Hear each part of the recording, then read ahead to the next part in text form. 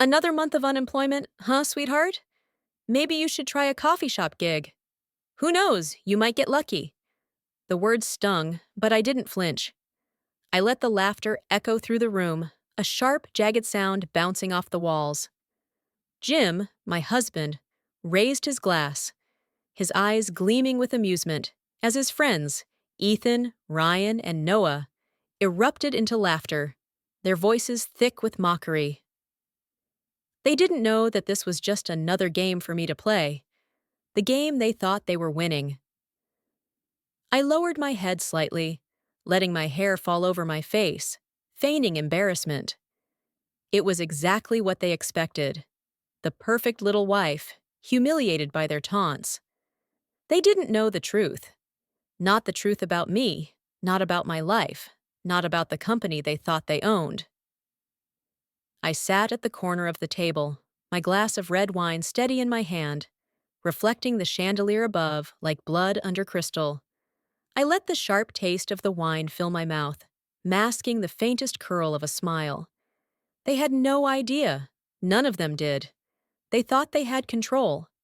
Jim, the vice president of Horizon Tech, lounged in his chair, smug in his arrogance. Ethan leaned back, smirking as he sipped his whiskey. Ryan chuckled into his sleeve. Noah lounged like a king. They thought they ruled the room, ruled the company, ruled the world. But the truth was, none of it belonged to them. They had no idea who I really was. I wasn't just Jim's wife, his punching bag. I wasn't the joke they liked to laugh at. My name is Mia Thompson, and I built Horizon Tech. I founded it from a single idea in a cramped apartment and turned it into a tech giant. I'm the CEO, the founder, the one who signs their checks, approves their promotions, greenlights their bloated egos. Jim, the man who mocked me in front of his colleagues, had no idea that the empire they bragged about was mine. 7 years ago, when I met Jim, I decided to play a game. Instead of telling him the truth, that I was a successful businesswoman with a company already outpacing his, I told him I was a struggling marketing consultant, still trying to find my place. He bought it, hook, line, and sinker. I played the part of the struggling wife, the nobody who needed his paycheck. And for years, he believed it. I let him. I let him think that he was the hero of our story, the one who carried the weight of our lives. But the truth was, I was the one holding everything together. I watched as Jim's career flourished under my watch, his ego growing bigger with every promotion. He had no idea that every step of his success was because I allowed it. And tonight, as he laughed at my expense, I knew it was the last time. Tomorrow, everything would change. Tomorrow, they would know who I really was. The woman they mocked, the one they thought was weak, would rise up and take back what was always hers. I set my glass down on the table, my voice low, barely above a whisper, but sharp enough to make my point. "Enjoy your night, gentlemen," I said, letting the words hang in the air. Because tomorrow, everything changes. The laughter continued, oblivious to the storm brewing beneath the surface. But I wasn't bothered.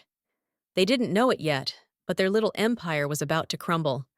Tomorrow, Horizon Tech would be mine again. And Jim, the man who thought he had everything, would learn just how wrong he was. As I sat there, feigning humility, I could feel my pulse slow, steadying in the face of their ridicule. They couldn't know the game I was playing, the roles we were all locked into. Jim, the successful, arrogant executive, and me, the quiet wife who was supposed to be content with whatever scraps he tossed my way. They thought they were winning, but it was all a show that was coming to an end. Jim leaned back in his chair, his legs spread wide, as though the space around him was his to control. His suit was impeccable, the fabric rich and the cut sharp, the kind of clothes that made him look untouchable, that made the world bend to his will. He always thought he was the one in charge, that he was the one who had built everything, who had made something of himself, while I played the part of the supportive, dutiful wife, lost in his shadow. He never knew what was really happening behind the scenes. How every achievement he flaunted was merely a ripple in the vast ocean of control I held over him and everyone around him. But that was about to change. That night, as I watched Jim and his friends laugh and drink, oblivious to the reckoning that was on the horizon, I couldn't help but think about how far I'd come. 7 years of patience, 7 years of playing my part, gathering information, building the foundation for this moment. This moment where I would finally show them who I really was. I wasn't just some quiet, meek woman who played second fiddle to her husband's career. No, I was the one who built Horizon Tech, who made it a giant in the tech world. It was all me, from the late nights spent coding in the corner of my cramped apartment, to the early mornings spent drafting business plans, to the months I spent building a network of investors, all while Jim played the part of the ambitious man, working his way up in the company, not knowing that it was all a facade. He was a pawn in my game, but I knew that eventually the pieces would fall into place. And now they were. I had to admit, part of me felt a certain satisfaction in the thought of how unaware they all were, Jim, Ethan, Ryan, Noah, about what was really going on. They had no idea that Horizon Tech wasn't just a company Jim had built. It was mine. Every contract they signed, every promotion they boasted about, was because I allowed it. I held the strings, pulling them along while they believed they were the ones controlling the narrative. As the laughter subsided and the wine flowed, I found my thoughts drifting back to how all of this began. 7 years ago, when Jim and I first met, I had no idea how much I was about to manipulate the life I'd been building. At 31, I was fresh off founding Horizon Tech in secret, a startup no one knew about. Least of all Jim. He was a rising star at a rival tech firm, charming, ambitious, the kind of man who made you think he was destined for greatness. He was everything I thought I wanted. I could have told him the truth. I could have told him that I was Mia Thompson, founder and CEO of Horizon Tech, and I was already making a name for myself in the industry. But I didn't. Instead, I told him I was a freelance marketing consultant, still trying to figure things out. It was the perfect cover. He fell for it immediately. 6 months later, we were married. And I, ever the strategist, played the part of the struggling wife, the one who needed his support, who needed his paycheck. I wore modest clothes, drove a beat-up car, lived in a small apartment. The kind of life that Jim thought was beneath him. He was happy in his little bubble, thinking he was helping me, supporting me. But what he didn't know was that while he was building his career, I was building my empire. I was pulling the strings behind the scenes, making deals, securing investors, quietly turning Horizon Tech into something that could rival the company he worked for. At first, it was all about playing the long game. I wanted to see who Jim really was, what kind of man he would become once he thought I had no power. For a while, he was warm and supportive, telling me that I'd figure it out, that everything would come in time. But that warmth faded quickly. Once Horizon began to grow, Jim became impatient. He looked at me like I was a failure, like I was a woman who couldn't cut it in the business world. He began to pity me, and that pity turned into disdain. As the years went on, I could feel him slipping away from me. I could see the way he looked at me, the way he dismissed my ambitions, laughed at my ideas, belittled my efforts. He was building his career at Horizon Tech, climbing the corporate ladder, but all the while, he was building his resentment for me. He didn't realize it, but he was laying the foundation for his own downfall. And I was watching, waiting. By the time Jim hit his stride as a senior executive at Horizon Tech, I knew exactly how to play the game. I let him think he was the hero of our story. I let him think he was the one supporting me, building his empire while I stayed in the background. But it was always me. I was the one pulling the strings. He just didn't know it. I couldn't help but smile at the thought of how far I'd come. I'd spent 7 years playing the part of the dutiful wife, the quiet woman in the corner, all while building an empire of my own. Now, as I sat at that table, surrounded by the men who thought they controlled everything, I knew that the time had come. Tomorrow, everything would change. I wasn't just Mia Thompson, Jim's wife. I was the founder and CEO of Horizon Tech, and Jim was about to learn exactly how wrong he had been about me. As the evening wore on, and Jim and his friends grew louder with their crude jokes and hollow laughter, I took another sip of my wine. The glass, once clear and elegant, now felt like a vessel holding all the bitterness I had swallowed over the years. They thought they had me cornered, that they had already won this game, but I knew that I was the one who controlled the board. And soon enough, the pieces would fall into place. The slow burn of my plan had been building for years. It started small, a few misplaced comments, a few overheard secrets, things that Jim and his friends had brushed off as nothing more than casual workplace gossip. They didn't know what was happening behind the scenes. They didn't know that every word they said, every deal they struck, every sneer they threw my way had been carefully recorded, carefully stored for this very moment. 2 years ago, I began gathering the evidence. I didn't just want suspicion, I wanted the proof, the kind that would shatter everything they had built. Jim and his crew, Ethan, Ryan, and Noah, they thought they were invincible. They thought they were untouchable. But what they didn't know was that I was already ahead of them. While they were busy laughing at me, mocking me, belittling me, I was quietly building my case. The first step was watching. I started paying attention to the whispers that slipped through the cracks, the hushed conversations behind closed doors. Jim had always been too comfortable, too arrogant. He thought that no one was watching, that no one cared enough to question his actions. But I knew better. I had already seen enough. I had seen him shaking hands with rival companies, exchanging confidential information for his own personal gain. I had seen Ethan laughing about exploiting the company's resources, using company funds to line his own pockets. And I had watched Ryan and Noah, two men who hid behind their suits and their positions, engage in shady business practices, laughing at the people they stepped on along the way. But I didn't act hastily. No, that would be a mistake. I had learned that patience was the key. I knew that one wrong move could tip them off, make them suspicious. So, I waited. I bided my time, watching them, recording their every move, every secret meeting, every shady deal. I hired the best private investigators money could buy. Men and women who knew how to dig into people's pasts and expose their darkest secrets without them ever knowing.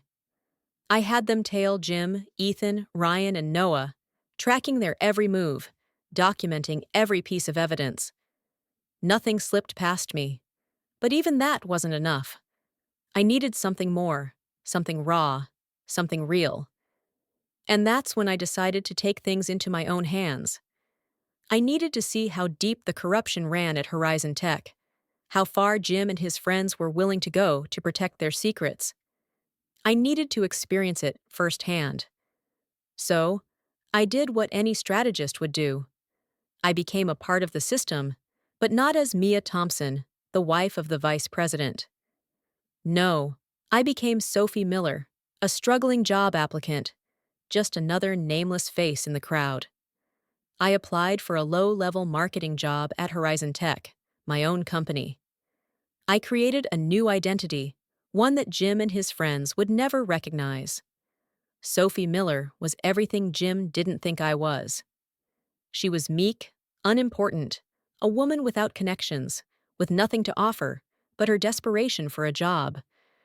I went in unprepared, played the part of the anxious candidate who would do anything for a chance at employment. I made sure my resume was unremarkable, the kind of resume they would dismiss with a laugh. It was perfect. They never saw it coming.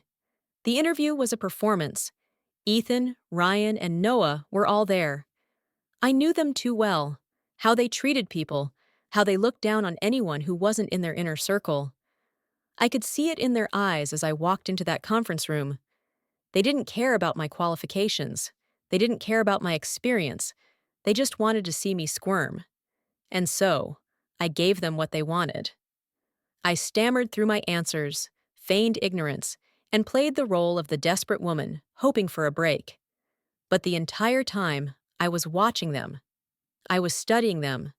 I was learning everything I could about how they operated, how they used their power to manipulate the system, how they treated the people beneath them.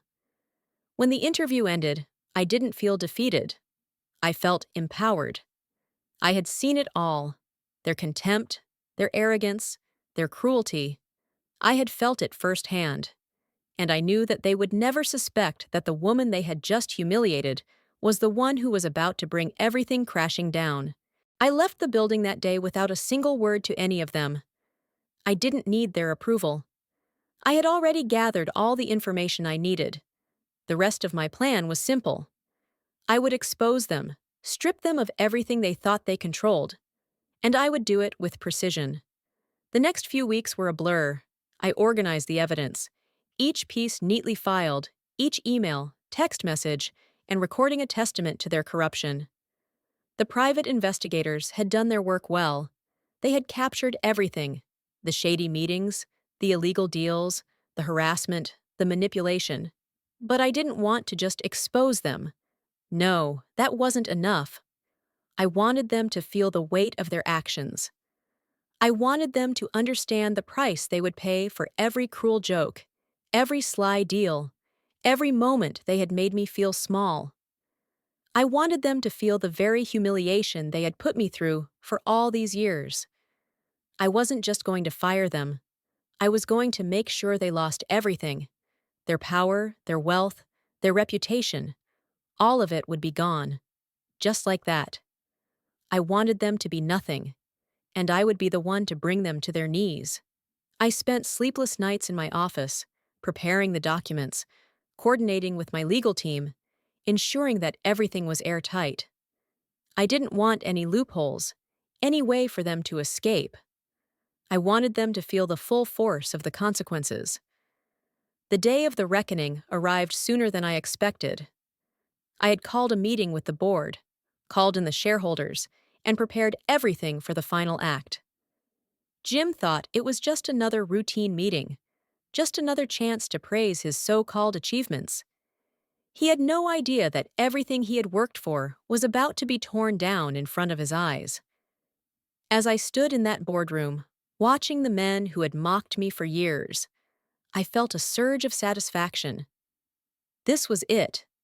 This was the moment I had been waiting for. I looked at Jim, who had finally settled into his seat, that same smug smile on his face. But when he saw me sitting at the head of the table, his smile faltered. For a split second, I saw the confusion in his eyes, the doubt. He didn't understand what was happening. He didn't understand that this was the end of his reign. I clicked a button, and the massive screen behind me lit up. The evidence I had spent years gathering flashed before their eyes. Emails, texts, documents, videos, everything they had tried so hard to hide. I watched as their faces drained of color, as their eyes widened in disbelief. And then I spoke. "You thought you were untouchable," I said, my voice steady and calm, "but only because I let you think that way." I paused, letting the weight of my words settle in the room. Jim opened his mouth, but no sound came out. He was frozen, his mind racing, trying to piece together what was happening. But it was too late. I reached for the termination papers in front of me and signed them with cold precision. "Effective immediately," I said, sliding the documents toward them. "You're all fired." The room was suffocating with tension. The atmosphere, thick with the weight of years of unspoken contempt, hung like a storm cloud about to burst. I could feel the pulse of my heartbeat in my fingertips as I set the termination documents before Jim, Ethan, Ryan, and Noah. They were no longer the powerful, smug men they once were. Their confidence had evaporated, replaced with panic and disbelief. Jim sat in his chair, staring at me, his face a mask of confusion and fury. For the first time in years, he looked small, utterly small. The man who had once dismissed me, who had belittled me at every turn, was now squirming in the face of the truth. The world he had built, the empire he thought was his, was crumbling right before his eyes. You! You can't do this! Jim said, his voice cracking.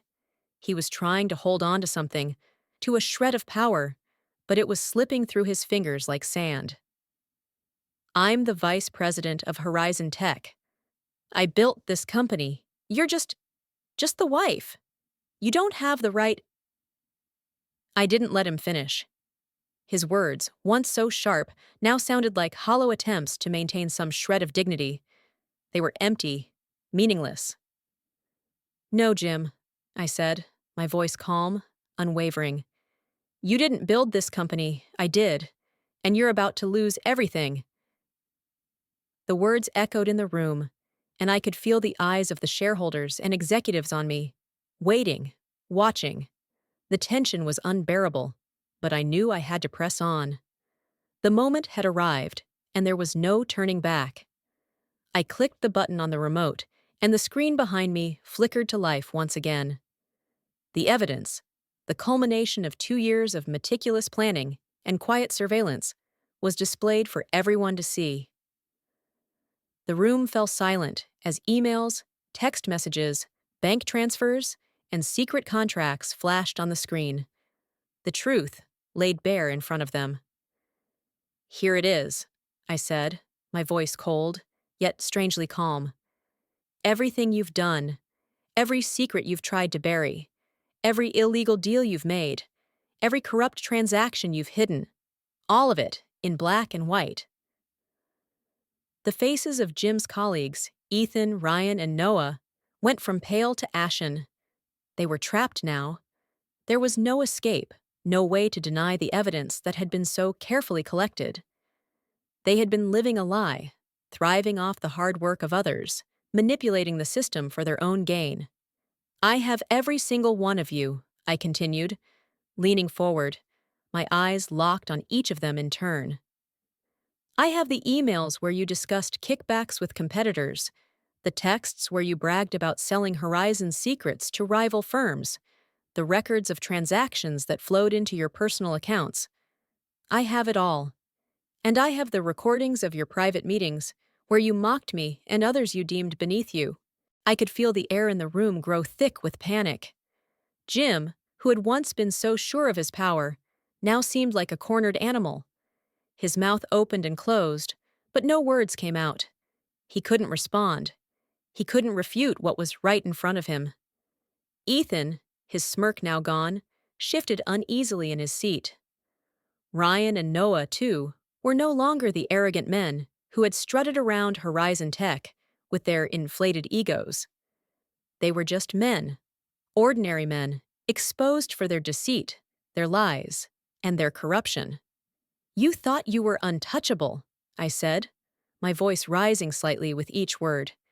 But you were only untouchable because I allowed you to think that.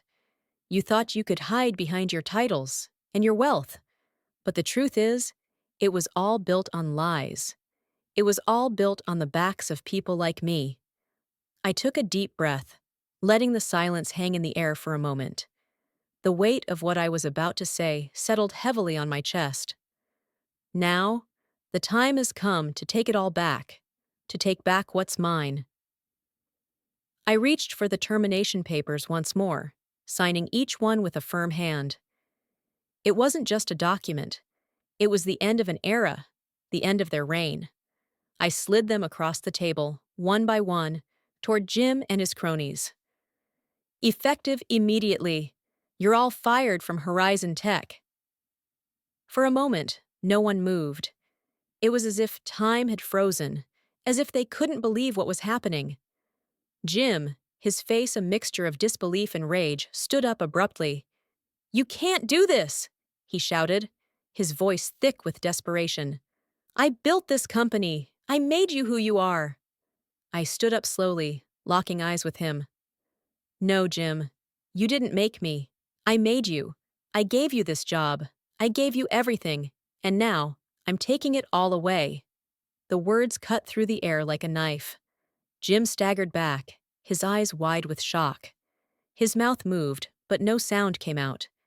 He turned to Ethan, then Ryan, then Noah, looking for support, for some kind of reassurance. But there was nothing. No one came to his aid. Jim, I said, my voice now steady and cold, you don't have the power anymore. You never did. The room was dead silent. The tension was suffocating, but I didn't back down. I couldn't. The years of humiliation, the years of being dismissed and belittled, had all led to this moment. This was the reckoning, the moment when I finally took control of my life, of the company I had built, and of the men who had tried to destroy me. The boardroom doors swung open, and security entered. The men who had once walked through those doors, as the most powerful men in the room, were now being escorted out like criminals.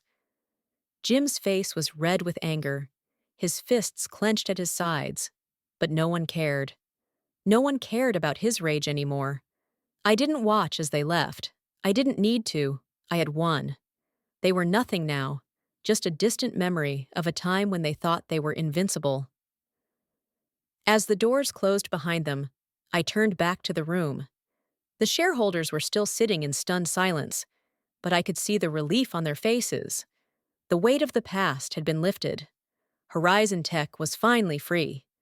I sat back down at the head of the table, my hands resting calmly on the papers in front of me. I didn't need to say much more. The room knew what had happened. The room knew that I had taken control. The clock ticked in the background, and I felt the first real peace I had felt in years. Horizon Tech was mine again, and this time, I would make sure it stayed that way. The days following the purge at Horizon Tech were a blur. It was like watching the pieces of a shattered puzzle slowly falling back into place, but with a sense of calm I hadn't expected. The aftermath of exposing Jim, Ethan, Ryan, and Noah wasn't a whirlwind of triumph or gloating. It was a quiet sense of satisfaction, the kind that comes after you've righted a wrong that had been brewing for years. The morning after the boardroom confrontation, I stood in my office, gazing out at the city skyline. The bustling streets below seemed distant, somehow muted. The world had shifted overnight, and I could feel the weight of what had just happened settling in my bones. I had pulled the trigger, and now the pieces were falling into place. But it wasn't about what had been taken from them. It was about what I was going to build in its place. I walked through the office that morning, greeting employees with a sense of quiet authority. They were still adjusting to the new reality, still trying to process the massive shakeup. I had heard murmurs in the halls. Some were whispers of disbelief, while others were louder, voices full of tentative hope.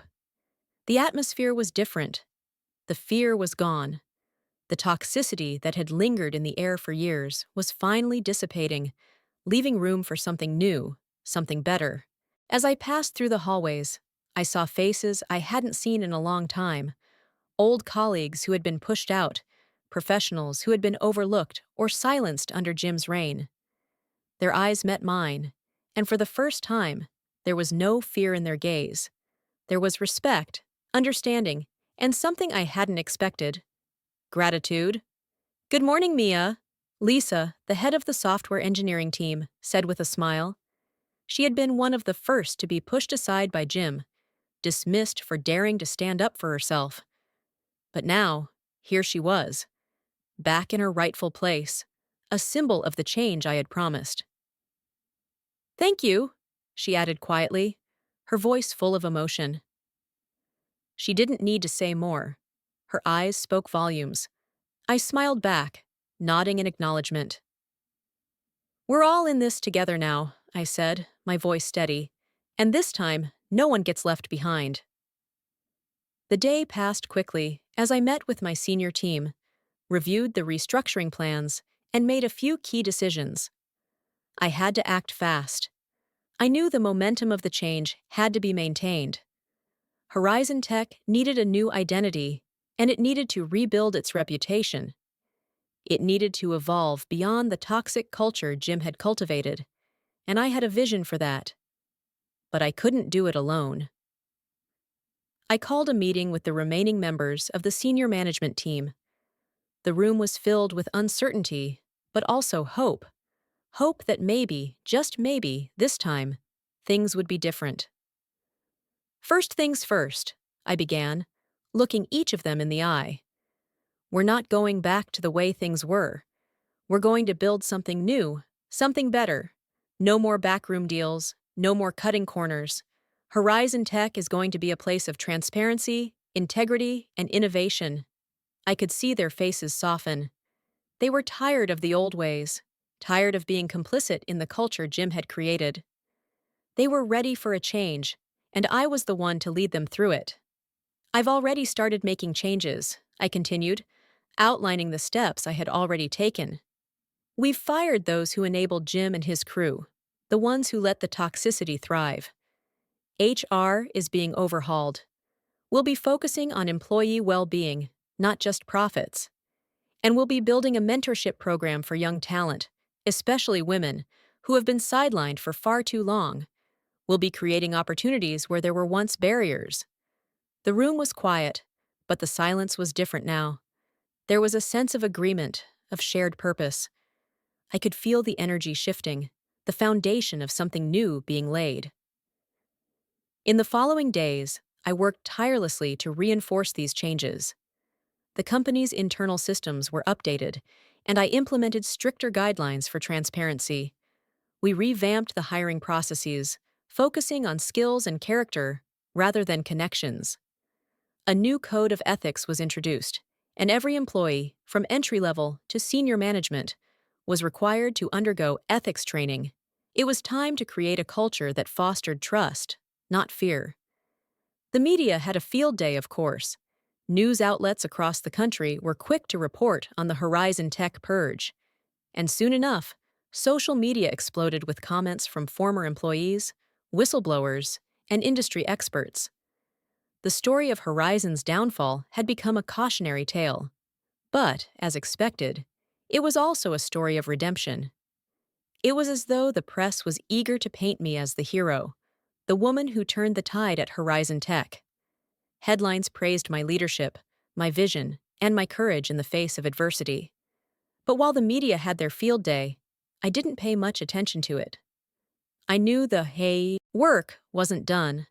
The real change was happening in the hearts of the people who worked at Horizon Tech, and that was all that mattered. I spent the next few weeks traveling to various offices, meeting with employees, and gathering feedback. There was a buzz in the air, an energy I hadn't felt before. People were excited, driven by a new sense of purpose, and as I watched them work, watching their creativity flow, their passion return, I knew that Horizon Tech was no longer a company defined by its past mistakes. It was a company that was rising from the ashes, stronger and more resilient than ever. The transformation wasn't just about the numbers or the contracts we signed. It was about the people. It was about creating an environment where everyone had the opportunity to thrive. Horizon Tech was going to be a symbol of what could happen when a company put its people first, when leadership was driven by integrity and vision rather than greed and power. And then there was Jim. I didn't track him. I didn't need to. The news had already spread. He had become a forgotten man in the tech world. The media didn't cover his fall. They didn't need to. He had been erased from the narrative, a cautionary tale for anyone who thought they could manipulate power without consequences. I heard from an old friend that Jim was working at a small electronics store now, his once pristine suit replaced by a polyester vest. His Rolex gone, his pride and arrogance stripped away. His wife had left him, taking everything with her. It was no longer about revenge. It had never been, really. Revenge had been the spark, but rebuilding Horizon Tech, creating a legacy of integrity, fairness, and innovation, was the true fire. It wasn't about tearing people down. It was about building something better. I had reclaimed my life, my company, and now I was going to make sure it stayed that way. Months later, Horizon Tech had fully transformed. I sat in my office, looking out over the city once again. The weight of the past had lifted. The future was wide open. And as I looked at the team I had built, I knew that Horizon Tech wasn't just a company, it was a community built on trust, respect, and the shared goal of creating something meaningful. This was just the beginning. The final chapter of my journey wasn't about endings, it was about new beginnings. Horizon Tech had been reborn from the ashes of its old self, and with it, I had shed the last remnants of my past life. There was no longer the quiet woman hiding in her husband's shadow, no longer the puppet at the mercy of Jim and his cronies. I had built something powerful, something that would last, not through manipulation or fear, but through talent, integrity, and a shared vision for the future. It had been months since the purge at Horizon Tech, and the company had stabilized. No, it had thrived. The changes I had implemented were deeply embedded in the corporate culture, and the employees I worked alongside were no longer intimidated. They were empowered. There was a sense of pride in the air now, a contagious energy that I could feel every time I walked through the office. The chaos of the past had dissipated, replaced by something much stronger, a renewed purpose. But as much as the company had transformed, I had too.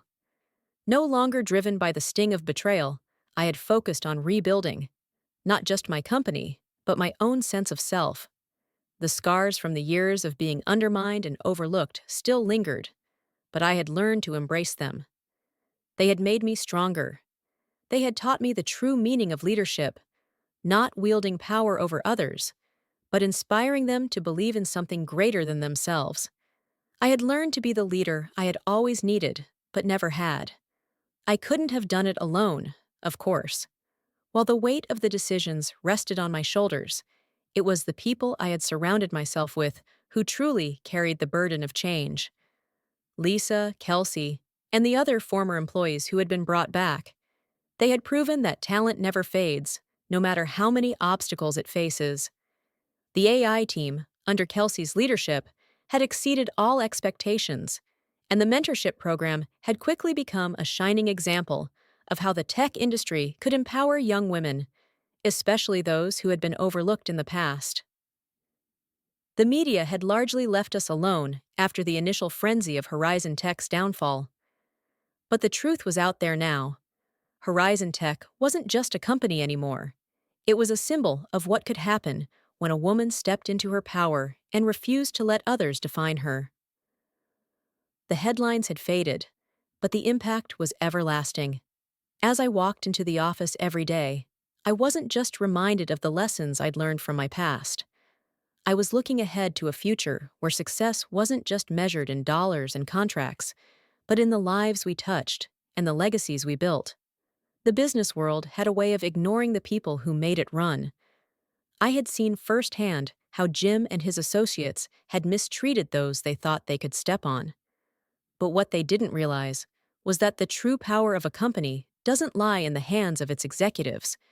It lies in the heart of its employees. I knew this now, more than ever before. They thought they could control everything, manipulate the system, but it was always the people who were the true backbone. It was the engineers, the analysts, the developers, and every other person who worked in the trenches. They were the ones who made the company succeed, and they were the ones who made Horizon Tech the success it was today. The building itself seemed to reflect the transformation. It was no longer the cold, impersonal corporate space it once had been under Jim's rule. Now, it was a place filled with light, warmth, and open spaces. The air was lighter, too. You could almost feel the difference when you walked through the doors. A sense of possibility, of opportunity. No longer a place of fear, but a place where everyone had a voice. One afternoon, as I sat in my office overlooking the bustling city below, I received a call from one of the industry's most prestigious consulting firms. They had been following Horizon Tech's transformation and wanted to partner with us on a new project that would redefine the tech industry's approach to sustainability. This wasn't just an opportunity, it was a challenge. A challenge I was ready for. A challenge I had dreamed of since the early days of Horizon Tech. For a moment, I allowed myself to reflect on everything that had led to this point. The long nights, the countless sacrifices, the moments of doubt when I thought it would all crumble. But now, I stood at the helm of a company that had not just survived, it had flourished. The weight of the past no longer weighed me down. The years of humiliation, the jokes at my expense, the dismissal of my abilities, all of it had led to this. And I had built something far stronger than any of them could have ever imagined. And Jim? Well, I didn't need to track him anymore. I didn't care about his downfall. It was irrelevant. The media had moved on, and so had I. He was just a footnote in my story, a chapter that I had closed long ago. But as I reflected on everything, I couldn't help but think that he had played a role in shaping me. His arrogance, his disdain, his belief that he could control me, all of that had fueled the fire inside me. He had pushed me to a place I never thought I could reach, and for that, I couldn't help but be grateful. Not because I wanted revenge, but because I wanted to prove something, not just to him, but to myself. I had taken back control. I had claimed my power.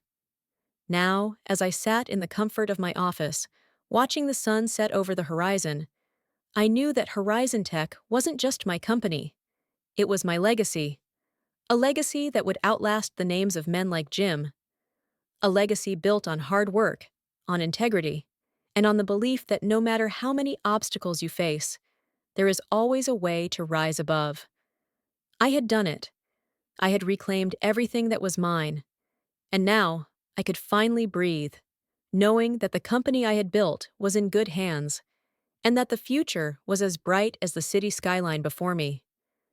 As the last rays of sunlight faded behind the skyscrapers, I made a promise to myself, to my team, and to the future. Horizon Tech was just getting started.